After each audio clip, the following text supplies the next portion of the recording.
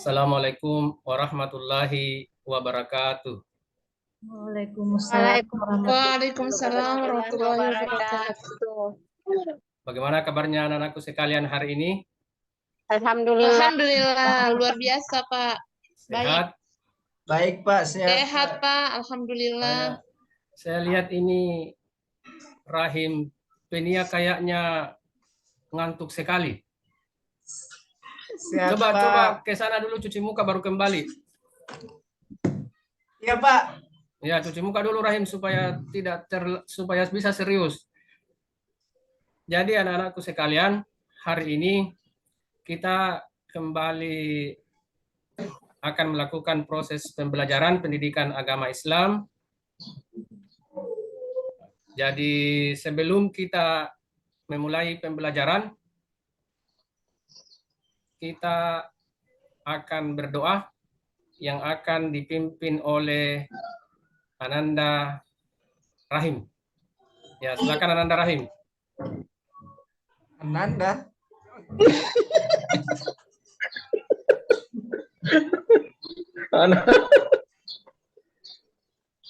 Oke, Ya, sebelum Rahim, kita Rahim. memulai pembelajaran, marilah kita berdoa.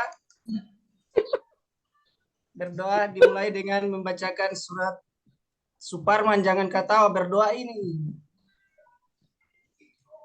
Berdoa dimulai. A'udzubillahi minasyaitonirrajim. Bismillahirrahmanirrahim. Alhamdulillahirabbil alamin. Arrahmanirrahim. Maliki yaumiddin. Iyyaka na'budu wa iyyaka nasta'in. Ihdinas siratal mustaqim. Bisa. Siratal ladzina an'amta 'alaihim ghairil maghdubi alaihim waladdallin. Rabbi zidna ilman warzuqna fahman. Alhamdulillahirabbil alamin. Sudah Pak. Terima kasih Rahim sudah memimpin doa. Ketua kelas, ada ketua kelas.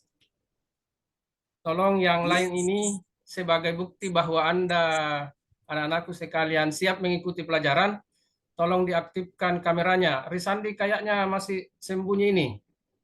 Hanya perangkatnya saja yang Iya Pak Guru. tampak.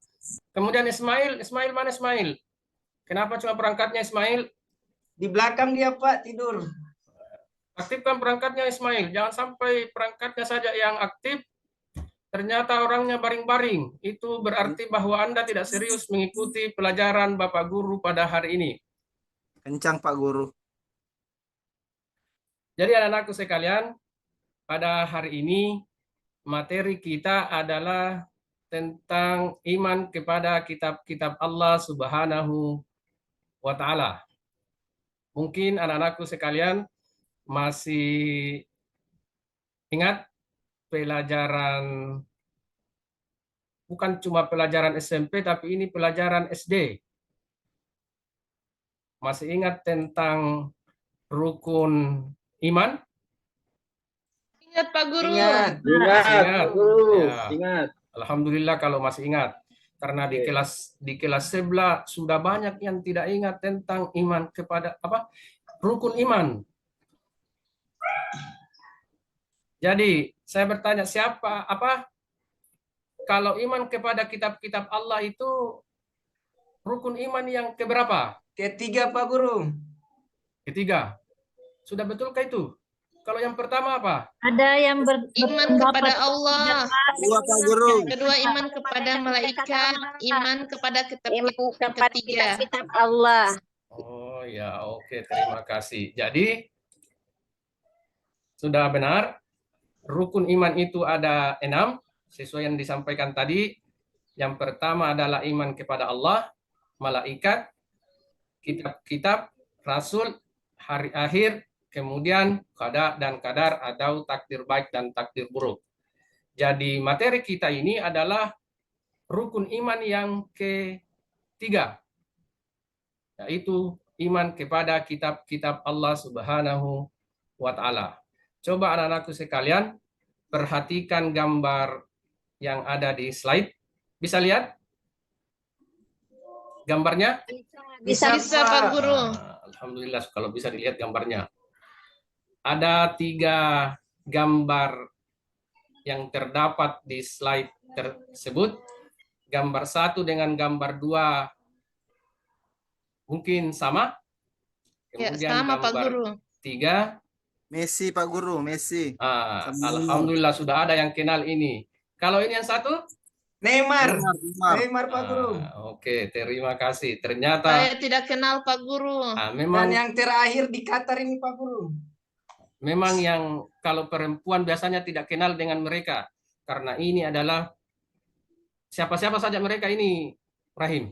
Pemain catur Pak Guru. Messi, Neymar dari Argentina, Brasil, dan Oke. bermain di Qatar Pak Guru. Jadi ini gambar anak-anakku sekalian adalah gambar di mana pemain sepak bola yang terkenal melakukan salah satu ritual ibadah. Salah satu ritual ibadah yang mereka lakukan. Pada apa ini Pak Guru? Nah, itu yang menjadi pertanyaan, ibadah apa ini? Ada yang bisa memberikan jawaban kepada Mulyana? Ibadah apakah ini yang dilakukan? Ibadah pada agamanya. Ya, agama apa? Kayaknya agama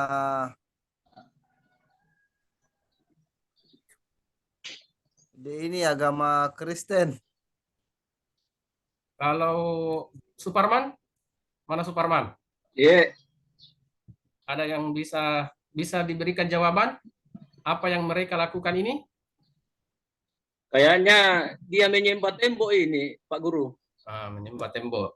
Benar, sesuai dengan gambar. Kalau dari perempuan ada yang bisa memberikan jawaban? Jadi karena tidak ada, jadi ini anak-anakku sekalian, ini adalah tembok ratapan yang ada di Yerusalem. Jadi ini adalah kebiasaan agama Yahudi. Kemudian yang gambar yang kedua, ada yang bisa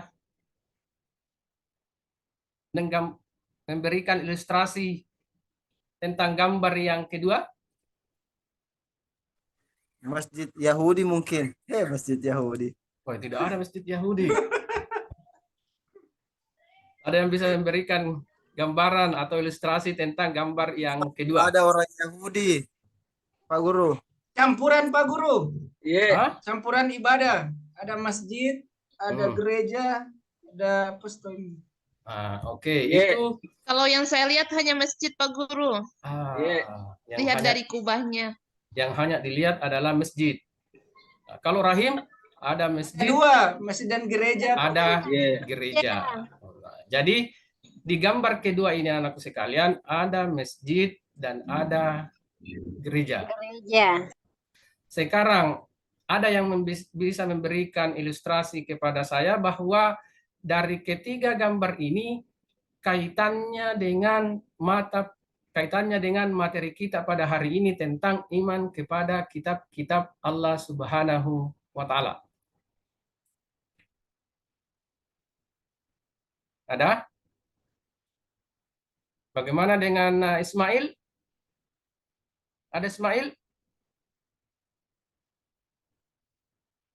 Apa kaitannya antara gambar ini? Ya, Mutmainnah, silakan Mutmainnah. Bismillahirrahmanirrahim. Assalamualaikum warahmatullahi wabarakatuh. Terima kasih atas kesempatan yang diberikan. Jadi gambar ini menunjukkan bahwa terutama gambar yang ketiga ada masjid dan ada gereja. Ini menggambarkan bahwa bahwa kita harus meyakini bahwa Allah Subhanahu wa Ta'ala telah menurunkan beberapa kitab, telah menurunkan 4 kitab yang harus kita imani, percayai, yakini, tetapi hanya sebatas diimani, tidak boleh diamalkan. Yang diamalkan hanyalah Al-Quran. Jadi ini gambar ada masjid, jadi yang mengimani Al-Quran, kemudian ada gereja yang mengimani kitab lain. Jadi kita harus mengimani bahwa memang ada, bahwa kitab-kitab itu memang ada, harus diimani, diyakini keempatnya, tetapi yang diamalkan hanyalah Al-Quran. Terima kasih Pak. Assalamualaikum warahmatullahi wabarakatuh. Terima kasih. Jawaban dari... Sampai Pak Guru. Ya, silakan Ketua Kelas. Oke, terima kasih atas kesempatan yang telah diberikan.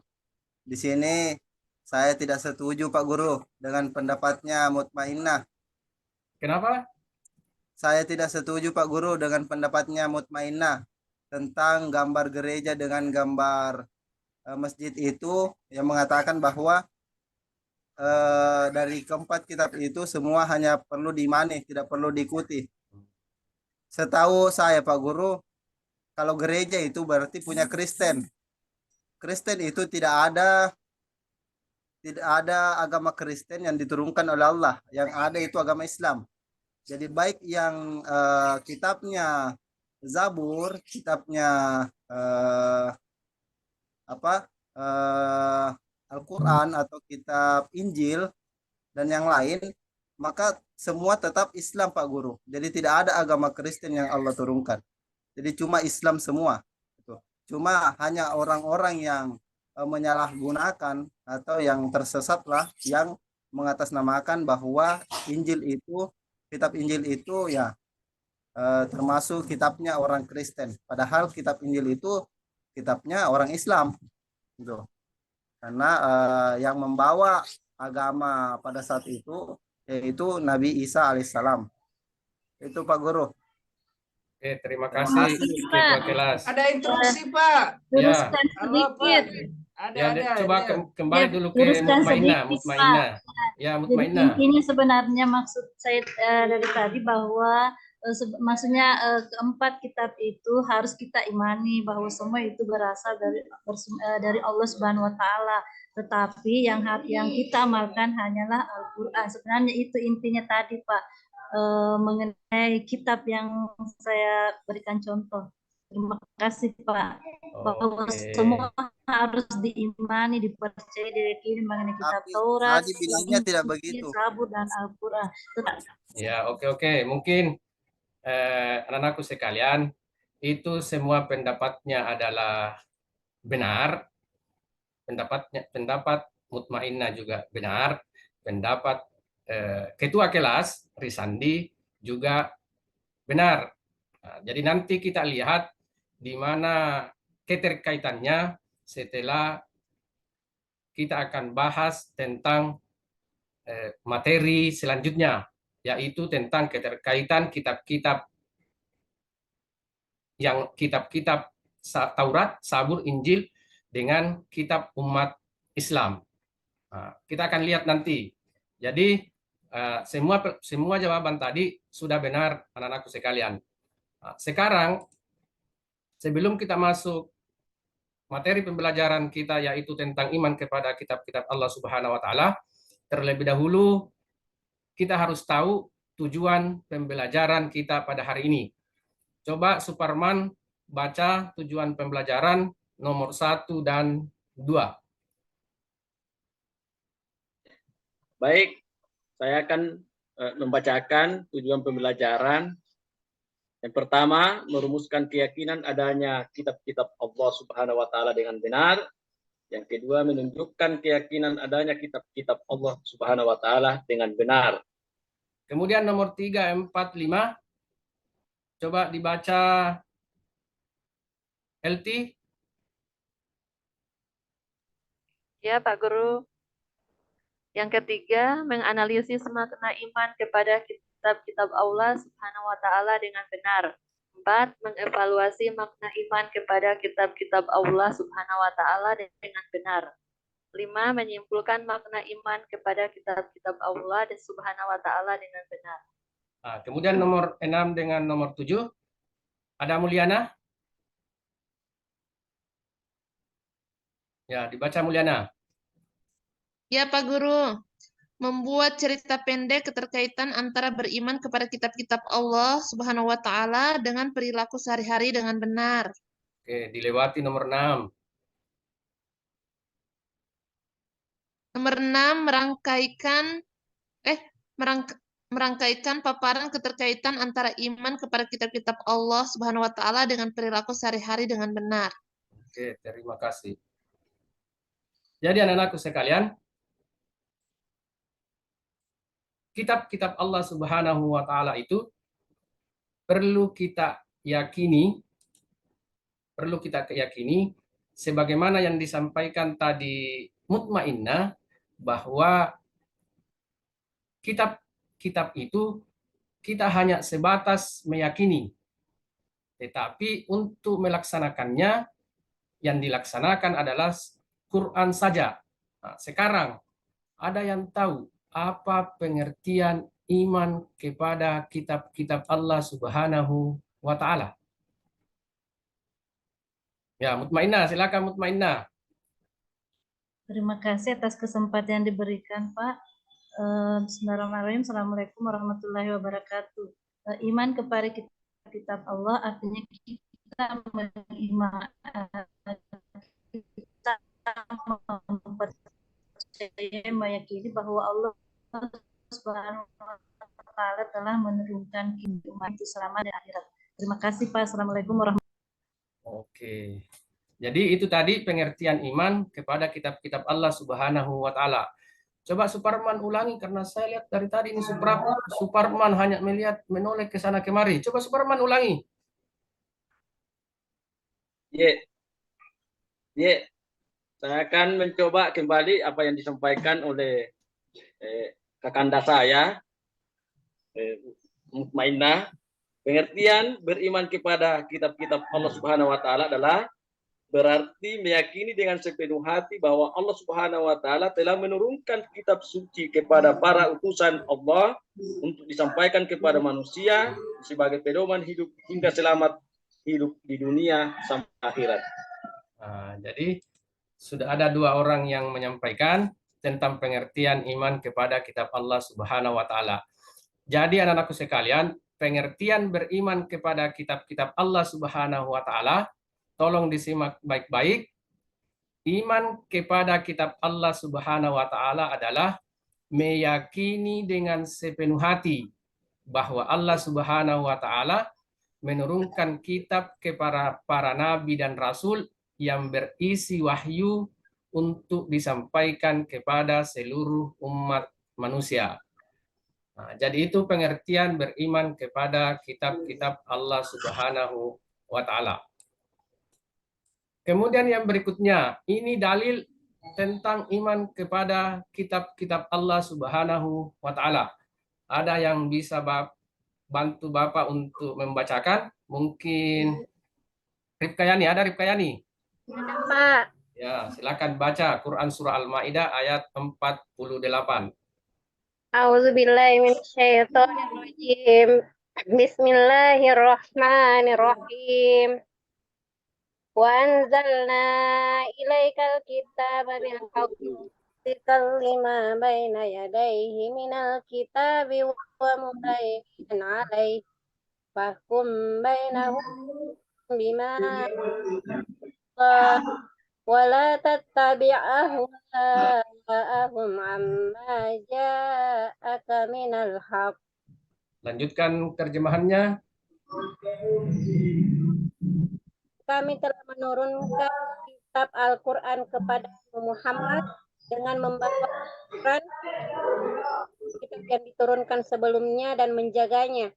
Maka putuskanlah perkara mereka menurut apa yang diturunkan Allah Subhanahu wa taala, dan janganlah engkau mengikuti keinginan mereka dengan meninggalkan kebenaran yang telah datang kepadamu. Surah Al-Maidah ayat 48. Terima kasih, Pak. Terima kasih Rifkayani telah membacakan. Ternyata di kelas kita ini ada Kari Rifkayani. Nah, dan Bapak sudah catat, insya Allah kalau ada lomba tingkat RT akan diikutkan. Jadi inilah dalil tentang iman kepada kitab-kitab Allah Subhanahu wa taala yang terdapat dalam surah Al-Maidah ayat 48. Kemudian dalil yang kedua bisa dibacakan Rahim? Rahim bisa dibacakan, ini hadis. Saya Pak Guru. Saya bisa Pak Guru. Rahim dulu karena saya lihat Rahim masih mengantuk padahal sudah cuci muka tadi. Tidak dapat lihat slide-nya ini. Oh, yang lain saja. Ya Pak Guru saya. Ya, silakan LT. Antu umina billahi wa malaikatihi wa kutubihi wa rusulihi bil qadari khairi wa syarrih. Artinya, engkau beriman kepada Allah, malaikat-malaikatnya, kitab-kitabnya, rasul-rasulnya, dan akhirat, dan engkau beriman kepada takdir baik dan buruk. Hadis riwayat Muslim. Jadi anakku sekalian, ini dalil yang kedua. Kalau tadi yang pertama adalah dalil dalam Al-Quran, kalau ini dalil hadis dalam hadis apa yang disampaikan oleh Rasulullah Sallallahu Alaihi Wasallam tentang keberadaan kitab-kitab Allah Subhanahu wa Ta'ala. Nah, jadi anak-anakku sekalian, berapakah kitab yang diturunkan oleh Allah Subhanahu wa Ta'ala kepada umat manusia? 4, Pak Guru. 4, Pak Guru. 4. Sudah benarkah 4? Ya, 4. 4. Kitab apa saja itu? Yang Taurat, pertama Taurat Zabur, diturunkan kepada Nabi Musa. Injil, kepada Nabi Al-Quran. Zabur. Zabur Injil. diturunkan kepada Nabi Daud alaihissalam, kemudian Injil diturunkan kepada Diturunkan Nabi kepada Nabi Isa. Taurat diturunkan kepada Nabi Musa. Kitab Zabur diturunkan Al-Quran kepada Nabi diturunkan Daud. kepada Nabi Kitab Muhammad. Injil diturunkan Oke, kepada terima. Nabi Isa. Terima Al-Quran kasih. diturunkan kepada Nabi Muhammad Sallallahu Alaihi Nah, Wasallam. Jadi semuanya benar. Taurat diturunkan kepada Nabi Musa alaihissalam. Sabur diturunkan kepada Nabi Daud alaihissalam. Injil diturunkan kepada Nabi Isa alaihissalam. Dan Al-Quran diturunkan kepada Nabi Muhammad sallallahu alaihi wasallam. Jadi anakku sekalian, itulah 4 kitab yang wajib kita yakini kebenarannya, tetapi yang wajib kita laksanakan sebagai seorang muslim adalah Al-Quran yang diturunkan kepada Nabi Muhammad sallallahu alaihi wasallam. Sekarang anakku sekalian, kita akan bagi kelompok. Kita akan bagi kelompok.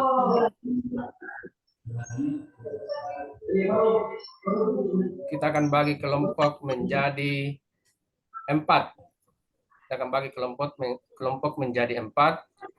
Jadi tugasnya setiap kelompok. Yang pertama, kelompok yang pertama adalah Ismail. Ada Ismail? Hadir, Bu. Hadir, Pak. Mas Ria dan Rifkayani. Kemudian kelompok yang kedua, Mulyadi, Risandi, Mulyana, dan LT. Kelompok yang ketiga, Rahim, Mutmainnah, Sutriandari. Dan yang kelompok keempat, Suparman, Mapesabi, Sumiati, dan Nasria. Mapesabi tadi minta izin, kayaknya mau ke dokter. Jadi anakku sekalian, silakan menyesuaikan dengan kelompoknya masing-masing. Jadi tugasnya adalah menganalisis makna iman kepada kitab-kitab Allah Subhanahu wa Ta'ala. Untuk kelompok pertama yang dianalisis adalah kitab Taurat. Kelompok kedua yang dianalisis adalah kitab Zabur. Kelompok ketiga yang dianalisis adalah kitab Injil. Dan kelompok terakhir adalah yang dianalisis adalah Al-Quran. Apanya yang dianalisis? Ini yang dianalisis, kitab ini diturunkan kepada siapa, pada abad keberapa, kemudian apa isinya? Apa isi? Bisa? Bisa dikerjakan anak-anakku sekalian? Bisa, Pak Guru, minta waktunya. Ya, Dikit. nanti saya kasih waktu 25 menit. Oke, silakan dikerjakan.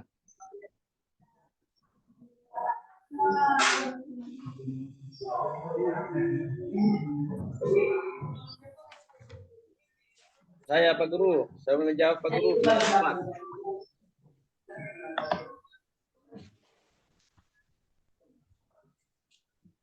Bagaimana? Kelompok Kelompok 4 Pak Guru, kelompok 4. Kelompok 3. Kelompok yang lain, kelompok 2, kelompok 1? Kelompok 1 dulu Pak Guru. Ya, kita berdasarkan urutan angka, mulai dari kelompok 1, 2, 3, dan 4. Kelompok 1 sudah selesai? Mana kelompok 1? Ismail. Belum Pak Guru, belum. Belum. Sementara di chat. Belum Pak Guru. Belum. Cepat-cepat Ismail. Ya Pak. Kelompok 2 sudah selesai?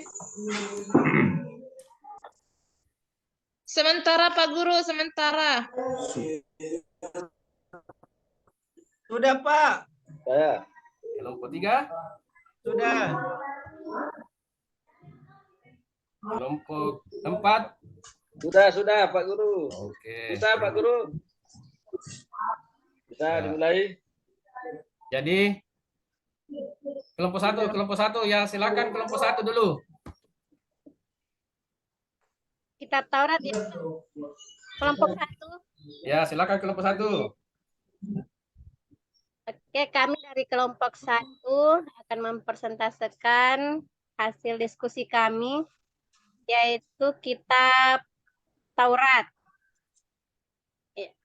Kitab Taurat ini diwahyukan kepada Nabi Musa alaihissalam. Isinya tentang petunjuk dan cahaya kebenaran, serta kisah perjalanan Bani Israel dan kekejaman Fir'aun. Ini dijelaskan dalam surah Al-Maidah ayat 44 dan khusus diperuntukkan kepada Bani Israel. Nabi Musa alaihissalam hidup di Mesir, Madian, dan Sinai sekitar abad ke-14 sebelum Masehi. Mungkin cuman itu Pak Guru. Cukup sekian. Assalamualaikum warahmatullahi wabarakatuh. Waalaikumsalam warahmatullahi wabarakatuh. Nah, itulah hasil presentasi dari kelompok 1.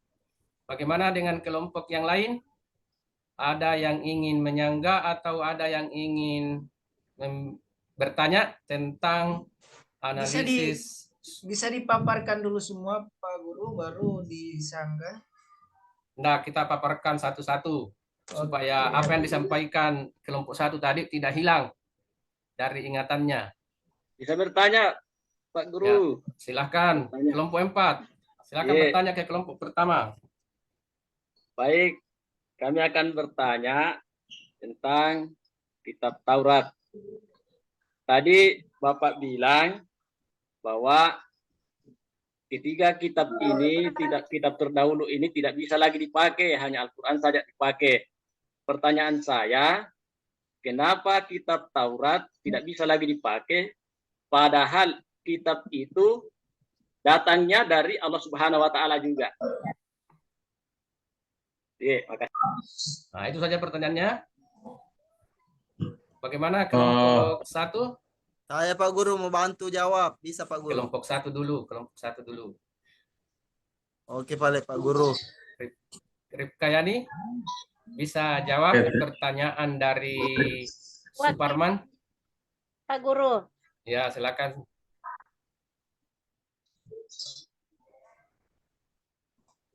Atau dari kelompok teman dari satu kelompok 1? Ada yang bisa menjawab pertanyaan dari Suparman? Kenapa kitab Taurat tidak bisa lagi dipakai, padahal Taurat itu sumbernya sama dengan Al-Quran, yaitu bersumber dari Allah Subhanahu wa Ta'ala.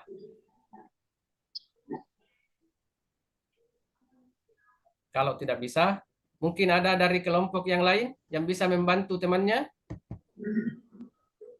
Baik, terima kasih atas pertanyaan dari kelompok 4. Kelompok 1 bisa jawab. Ya, silakan Ismail. Yes. Ya. Kedengaran Pak Guru? Kedengaran. Oke, terima kasih.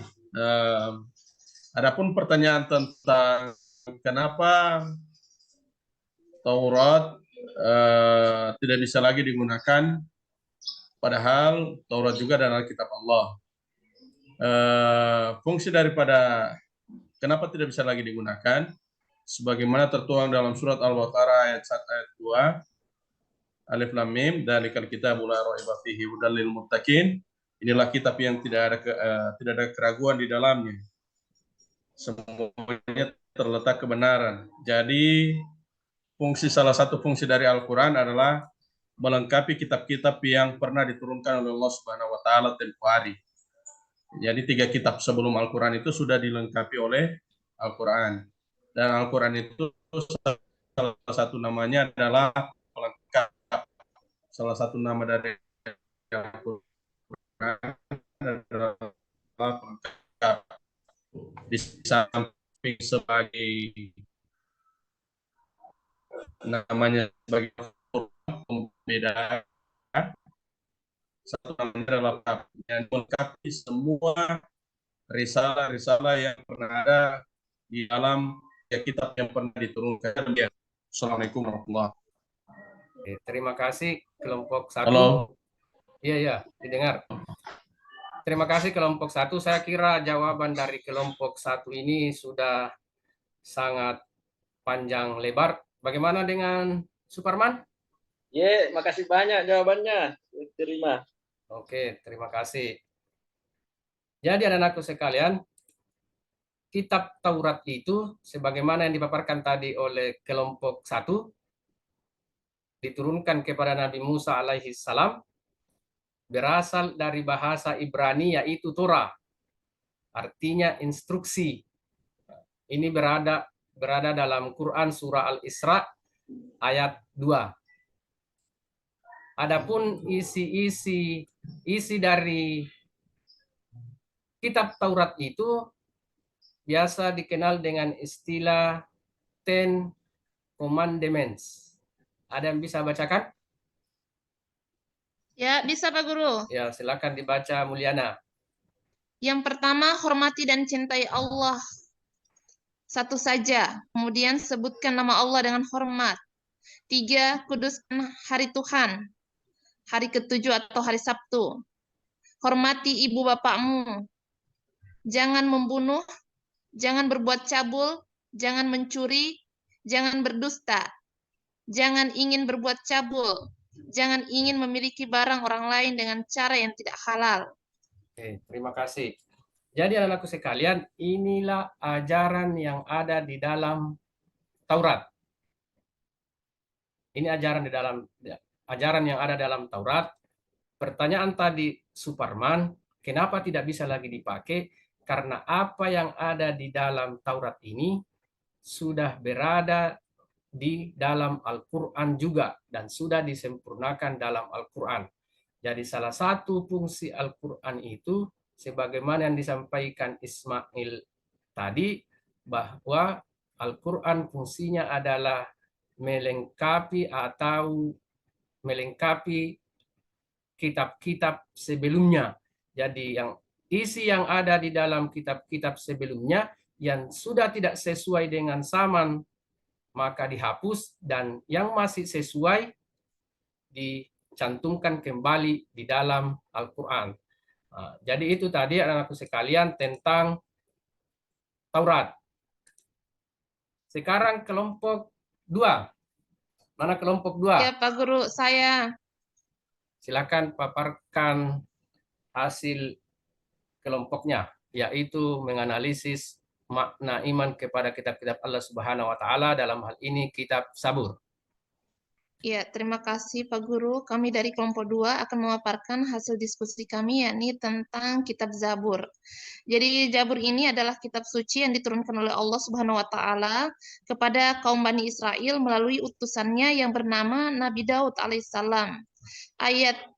Adapun ayat yang menegaskan tentang keberadaan kitab Zabur ini terdapat dalam Quran Surah An-Nisa ayat 163 yang artinya sesungguhnya kami mewahyukan kepadamu Muhammad sebagaimana kami telah mewahyukan kepada Nuh dan nabi-nabi setelahnya, dan kami telah mewahyukan pula kepada Ibrahim, Ismail, Ishak, Yakub dan anak cucunya Isa, Ayub, Yunus, Harun dan Sulaiman, dan kami telah memberikan kitab Zabur kepada Daud alaihissalam.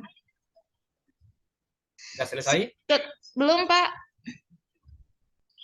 Secara garis besarnya, sebentar Pak Guru.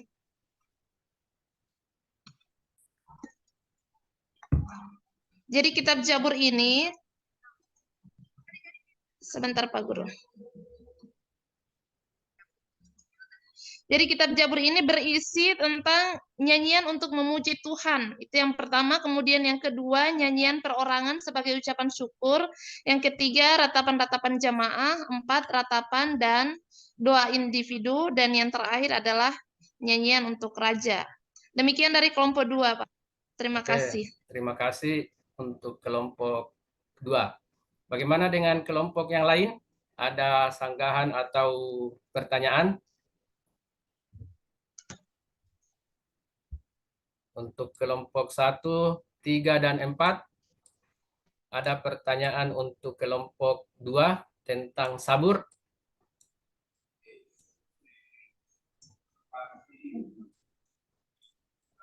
Kalau tidak ada, kita beralih ke kelompok yang ketiga. Saya, Pak. Gimana? Silakan. Saya, Pak. Silakan Mutmainnah. Bismillahirrahmanirrahim. Assalamualaikum warahmatullahi wabarakatuh. Terima kasih Pak atas kesempatan yang diberikan. Ingin saya pertanyakan mengenai kitab Sabur, yaitu yang tadi apa isinya mengenai nyanyian perorangan sebagai ucapan syukur. Bisa diberikan contoh mengenai maksud dari nyanyian perorangan sebagai ucapan syukur. Apakah ini bisa disamakan dengan misalnya kita Alhamdulillah, apa seperti itu. Kemudian mengenai juga ratapan-ratapan jamaah. Terima kasih. Assalamualaikum warahmatullahi wabarakatuh. Bagaimana kelompok 2? Bisa menjawab pertanyaan dari kelompok 3?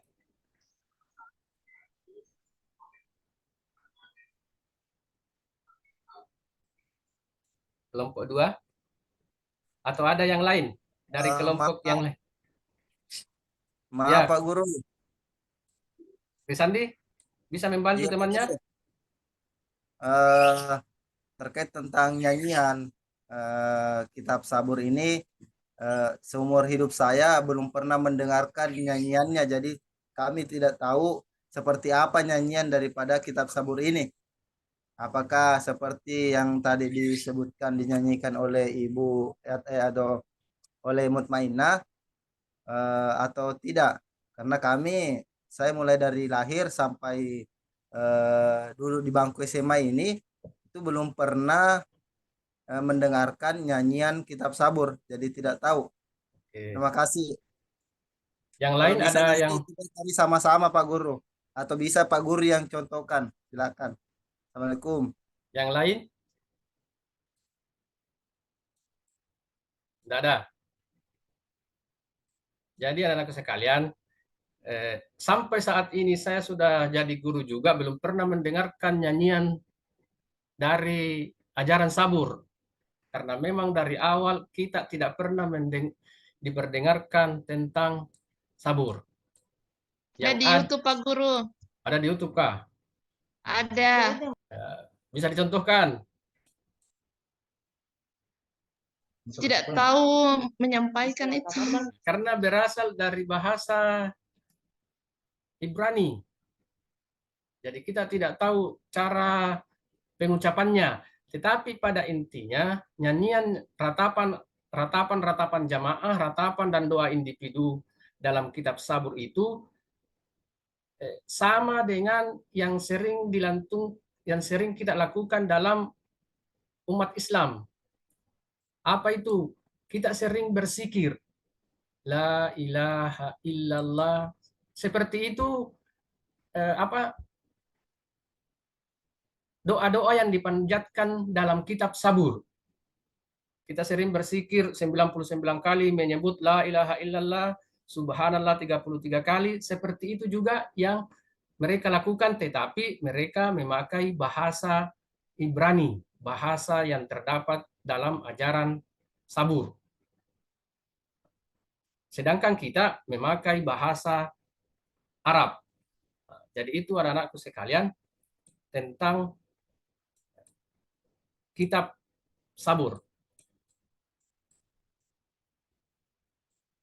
Bagaimana? Karena tidak ada lagi pertanyaan, kita beralih ke kelompok 3.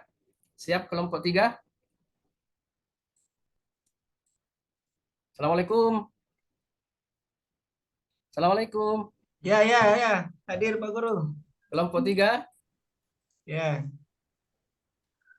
Kayaknya Rahim ini ya kami tambah-tambah ngantuk. ya kami dari kelompok 3 akan memaparkan materi tentang kitab suci Injil. Dalam hal ini akan dibacakan oleh rekan saya Mutmainnah.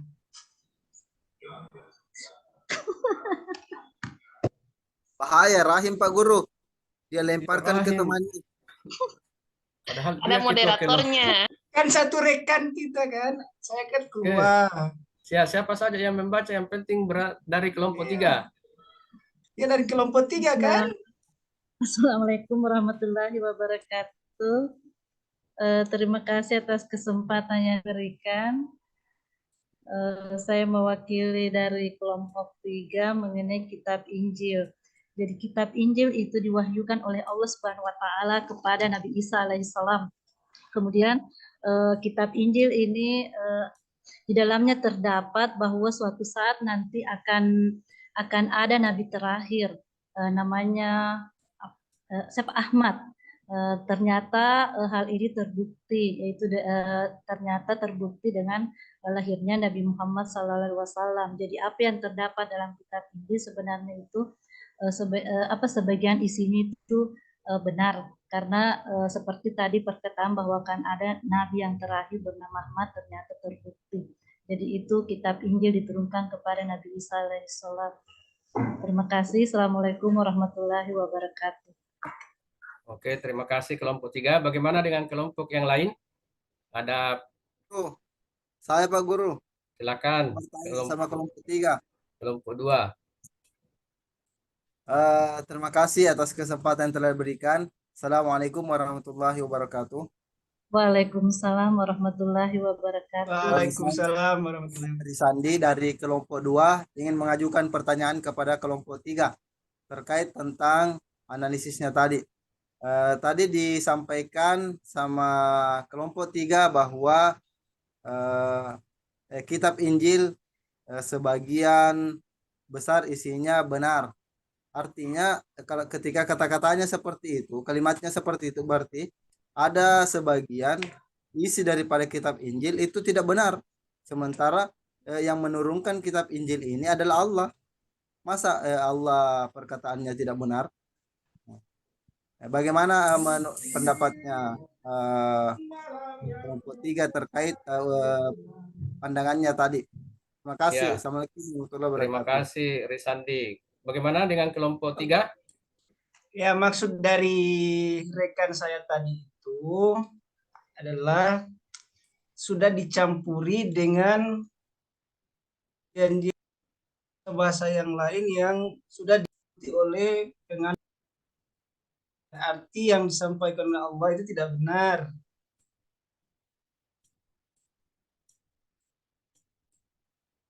Ya, bagaimana? Maksudnya saya belum mengerti Pak Guru. Mungkin ada dari Mutmainnah.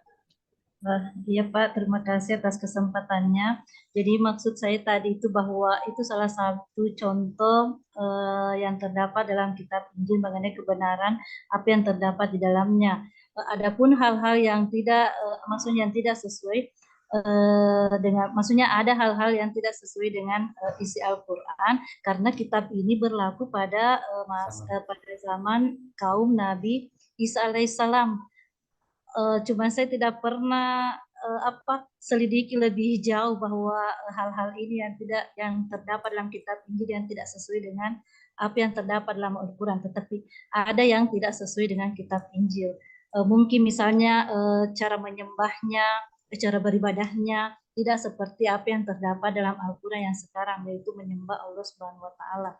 Itu kan ya, jadi seperti itu Pak. Jadi maksudnya ada beberapa yang tidak sesuai dengan apa yang terdapat dalam Al-Quran, tetapi ada juga yang sesuai dengan Al-Quran, seperti tadi bahwa akan lahir seorang nabi yang terakhir yang bernama Ahmad. Ya. Jadi seperti itu Pak Sandi. maksudnya seandainya bahwa semua yang ada dalam kitab-kitab Injil itu benar, maka mungkin ini yang digunakan, tetapi ada yang tidak sesuai dengan Al-Quran. Maka itulah sebabnya ada Al-Quran sebagai penyempurna dari kitab-kitab sebelumnya. Jadi seperti itu Pak. Terima kasih. Assalamualaikum warahmatullahi wabarakatuh. Bagaimana dengan kelompok 2, Risandi? Oke, terima kasih penjelasan dari kelompok 2. Sebagai pribadi menerima jawaban dari kelompok 3 dan saya ucapkan terima kasih banyak. Assalamualaikum warahmatullahi wabarakatuh. Jadi anak-anakku sekalian, apa yang dipertanyakan tadi Risandi berarti kebenaran dalam kitab-kitab terdahulu Taurat dan Zabur itu kenapa sampai ada yang bisa dihapus padahal itu sumbernya dari Allah Subhanahu wa taala. Jadi benar apa yang dia sampaikan, Taurat dan Zabur termasuk Injil itu sumbernya dari Allah. Tetapi kenapa sampai ada yang dihapus? Nah, kembali ke pernyataan awal tadi saya bahwa Taurat, Zabur, dan Injil itu berlaku pada zamannya saja. Pada zamannya saja. Jadi sekarang yang berlaku adalah Al-Quran untuk kita umat muslim. Jadi isi-isi dari ketiga Taurat, dari ketiga kitab Allah Subhanahu wa taala tersebut, yaitu Taurat, Zabur, dan Injil, yang sudah tidak berlaku, tidak sesuai dengan zaman kita, zaman Rasulullah Sallallahu Alaihi Wasallam diangkat jadi nabi dan rasul, maka itu dihapus dan tidak dicantumkan dari dalam Al-Quran. Jadi itu maksudnya anakku sekalian. Pak Guru. Sampai ada yang dihapus kebenaran dalam kitab-kitab sebelumnya. Tapi jadi Pak Guru. Iya. Tadi Pak Guru bilang Al-Quran itu untuk kita orang Muslim. Apakah benar Al-Quran itu diturunkan kepada orang Muslim? Bukan hanya untuk orang Muslim saja, untuk seluruh umat manusia. Tetapi yang meyakininya kan hanya orang Muslim saja. Yang meyakini Al-Quran, maka dialah yang disebut dengan Muslim. Sementara yang lain yang tidak meyakini, dia tidak disebut dengan Muslim, dia disebut dengan kafir. Padahal tujuan Al-Quran diturunkan itu adalah untuk seluruh umat manusia. Bagaimana?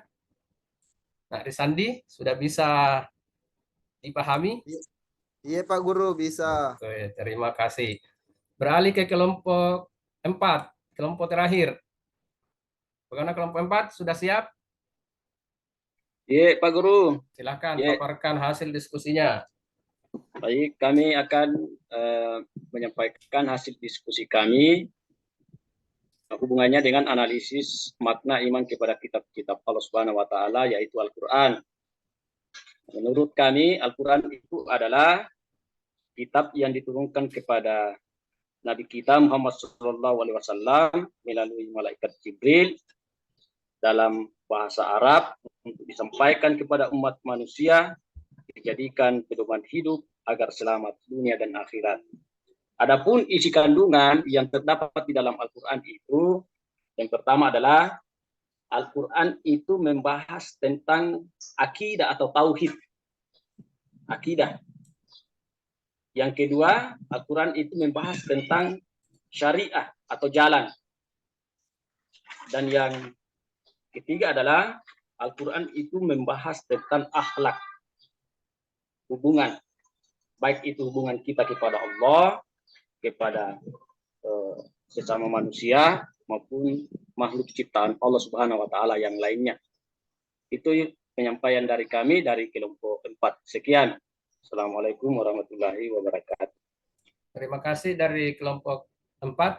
Mungkin ada yang ingin bertanya untuk kelompok 4 atau menyanggah hasil diskusi dari kelompok 4 tentang Al-Quran.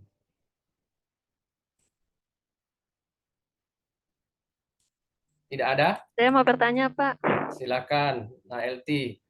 Untuk kelompok 4, yang saya tanyakan, dalam isi Al-Quran ini ada berapa ayat, berapa surat, dan berapa kalimat.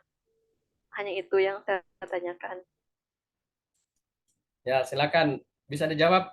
Yang kami pahami, Al-Quran itu terdapat 114 surah, 30 juz, dan ayatnya itu banyak versi.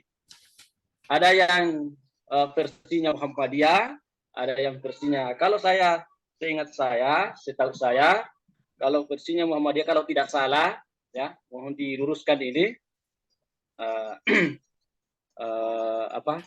ayat yang terdapat di dalam Al-Quran itu, kalau tidak salah 6.666.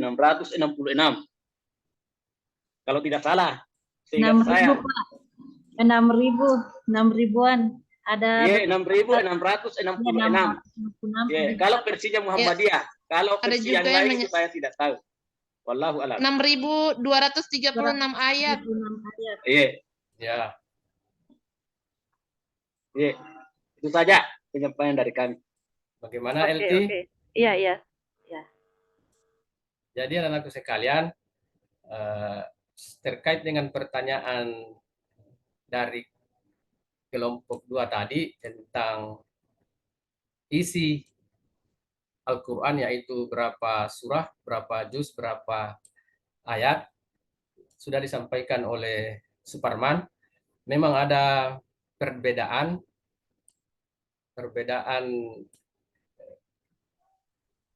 yang disampaikan oleh para ulama, tapi pada pokoknya untuk surah mereka menyepakati bahwa surah itu terdiri dari 114 surah dan 30 juz. Yang ada perbedaan itu pada jumlah ayat.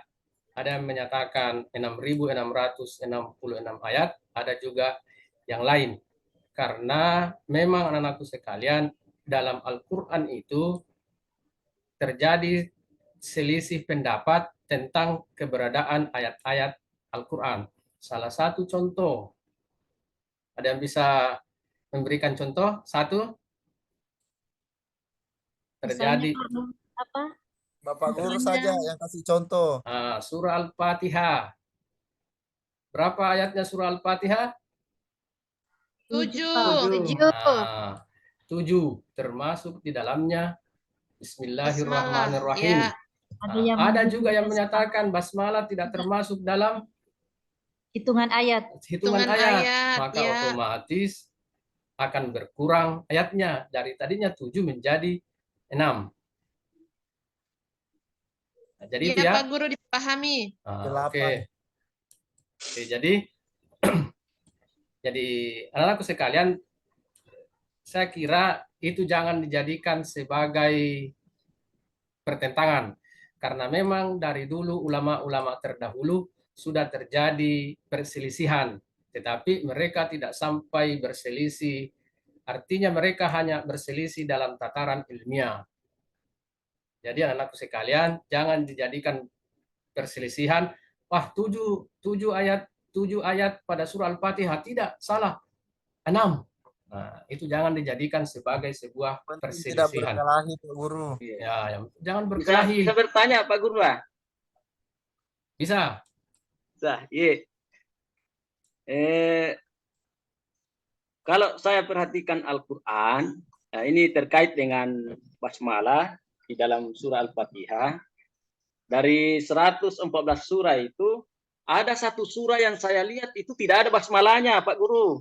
Surah At-Taubah. Kenapa itu, Pak Guru? Bagaimana?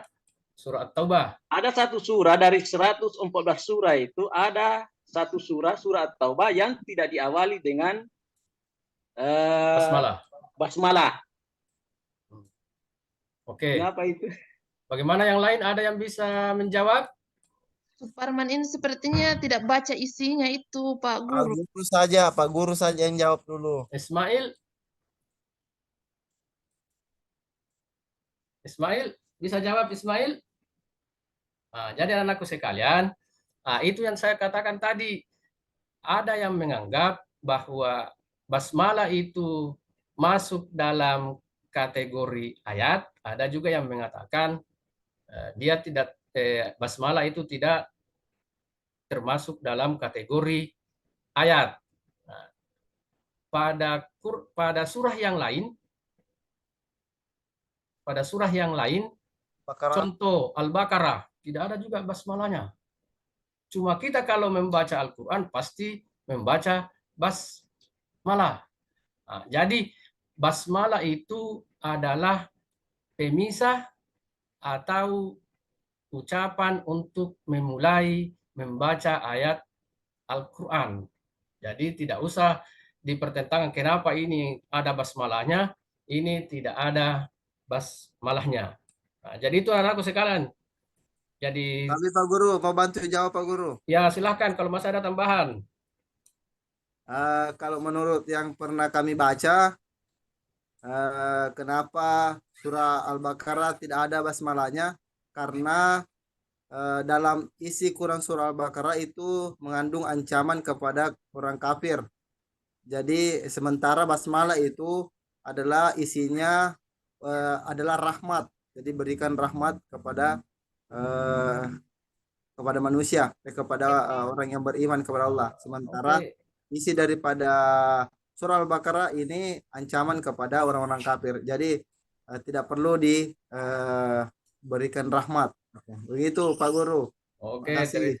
terima kasih. Mungkin Suparman sudah bisa memahami jawaban dari temannya dan jawaban dari saya ya. Iya. Oke. Jadi anakku sekalian, itulah tadi hasil diskusi kita tentang analisis tentang kitab Taurat, Zabur, Injil, dan Al-Quran. Kalau tidak ada lagi yang ingin dipermasalahkan atau yang ingin dipertanyakan, tidak ada lagi ya? Sudah dipahami Pak Guru. Sudah dipahami, alhamdulillah. Jadi anakku sekalian, sekarang saya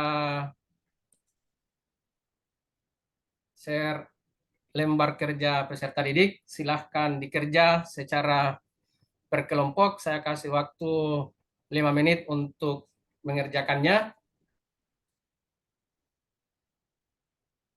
Lembar kerja yaitu membuat cerita pendek tentang keterkaitan antara beriman kepada kitab-kitab Allah Subhanahu wa taala dengan perilaku sehari-hari. Bisa dikerja? Bisa Pak Guru, bisa. Oke. Jadi silakan dikerja. Saya kasih waktu sampai 5 menit untuk mengerjakannya. Bagaimana? Sudah selesai?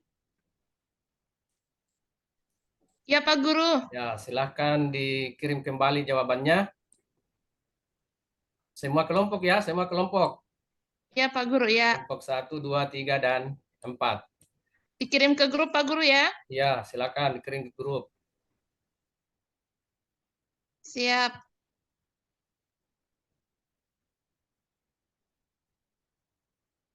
Kemudian yang terakhir anak-anakku sekalian, sebagai kesimpulan dari pembelajaran kita pada hari ini tentang iman kepada kitab-kitab Allah Subhanahu wa taala. Siapa yang mau bacakan? Coba Saya Supar. bisa Saya Pak Pak Guru. Guru. Saya bisa. Satu-satu. Mulyana dulu nomor 1. Allah Subhanahu wa taala menurunkan 4 kitabnya kepada para nabi dan rasul dan kita wajib mengimaninya. Kemudian yang kedua Rahim. Kitab-kitab Allah Subhanahu wa taala mengandung petunjuk dan kebenaran yang diturunkan kepada rasulnya sesuai dengan zamannya. Kemudian yang ketiga Suparman. Fungsi iman kepada kitab-kitab Allah Subhanahu wa taala sebagai pedoman dalam kehidupan pribadi, bermasyarakat, berbangsa dan bernegara. Kemudian yang keempat Ripkayani.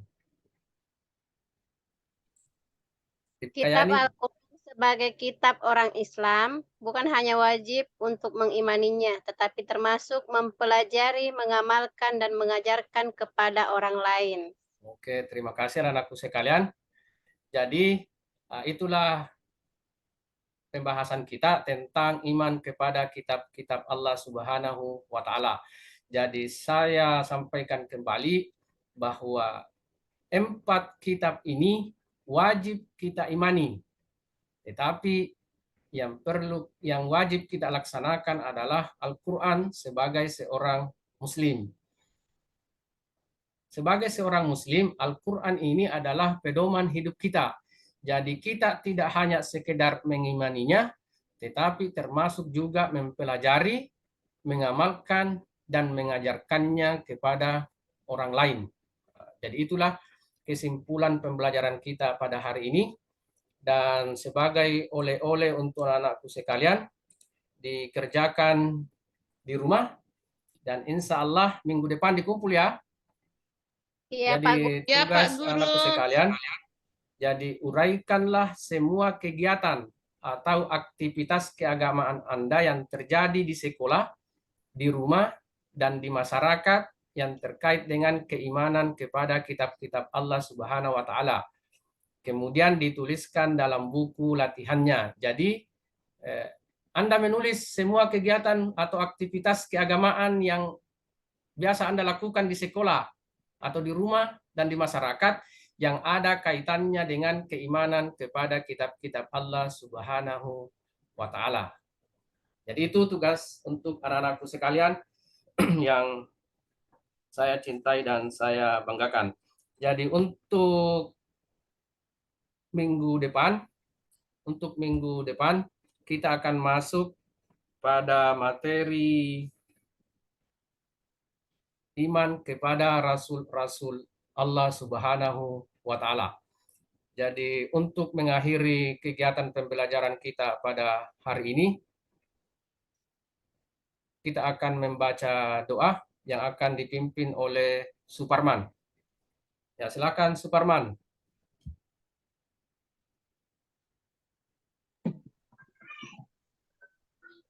Ya, Pak. Silakan baca doa Suparman untuk menutup kegiatan ini. Ya, baik.